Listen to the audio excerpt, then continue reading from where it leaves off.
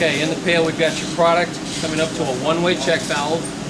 Product gets pulled into the piston here, and there's a one-way check valve on top. And we connect it over to a standard ball valve, throttle valve, ball valve, air to open, air to close, screening nozzle, and that's it for this end of the machine.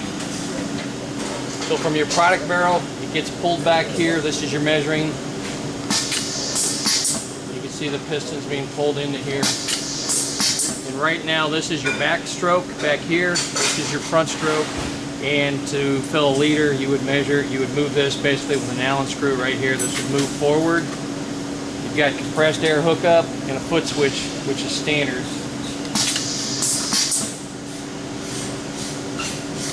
So right now the machine is adjusted to fill approximately 1 ounce.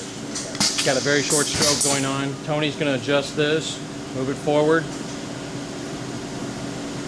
And if we were to weigh that, we'd find out what it is, but you can tell by the length of the fill that piston is doing a much longer fill.